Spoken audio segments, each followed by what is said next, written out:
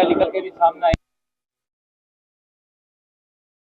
गर्मी की तैयारी के लिए हमारा विभाग पूरी तरह से सक्रिय है और विभाग ही नहीं, हमारे मुख्यमंत्री जी इतने संवेदनशील हैं कि वो खुद इस गर्मी की तैयारी को लेकर के, आपने देखा है कि कल सूरतगढ़ के प्लांट को देखने के लिए गए हैं। सूरतगढ़ का हमारा वो महत्वपूर्ण थर्मल प्लांट है जहां हमारी थर्मल की टोटल जो हमारी प्रोडक्शन है उसका 37% हिस्सा हमारे सूरतगढ़ थर्मल प्लांट से पूर्ति होता है।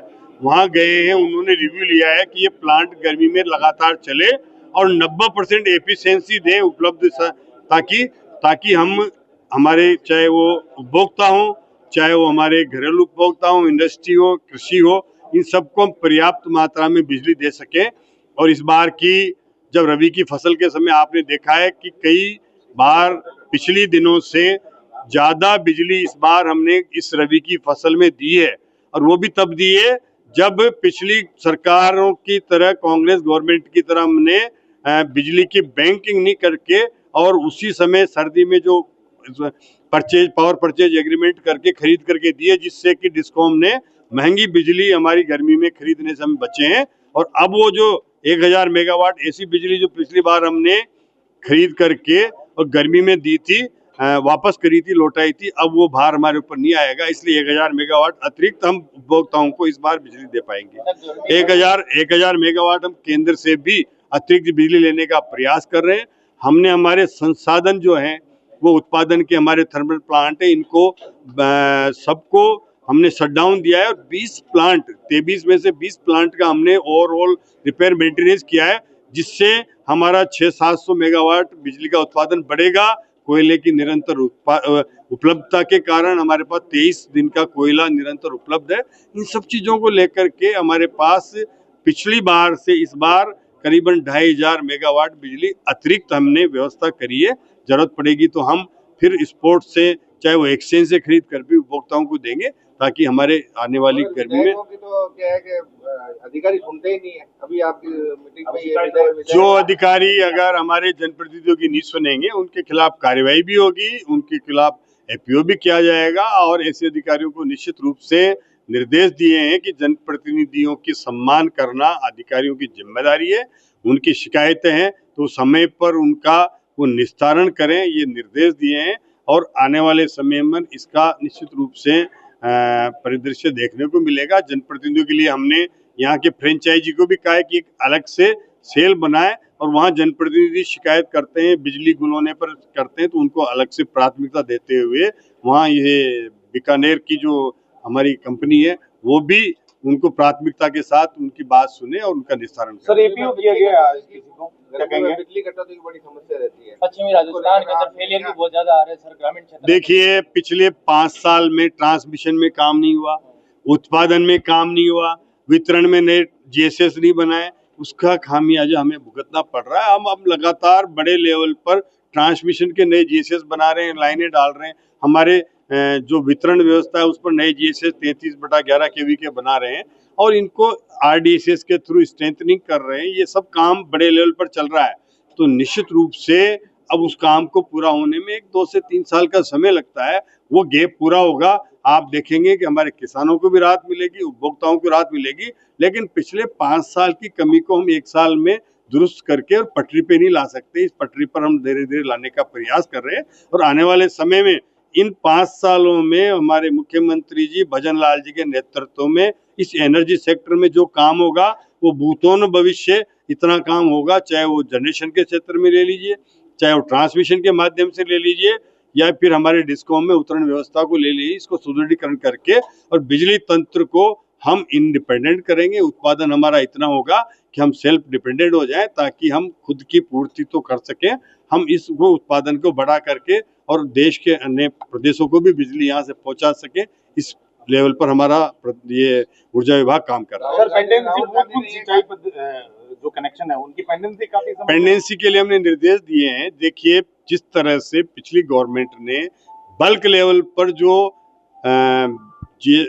हमने कनेक्शन जारी किए हैं, उनको इतना कम समय में किया जाना संभव नहीं था, उन्होंने कुछ किया नहीं।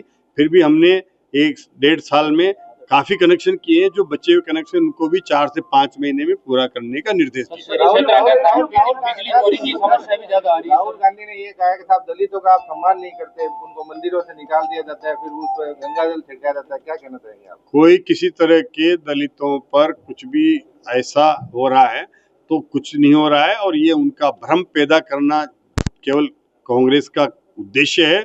ये आपस में लड़ा करके, बांट करके, और कांग्रेस अपनी पूर्ति करना चाहती है। अब ये चलने वाला नहीं है।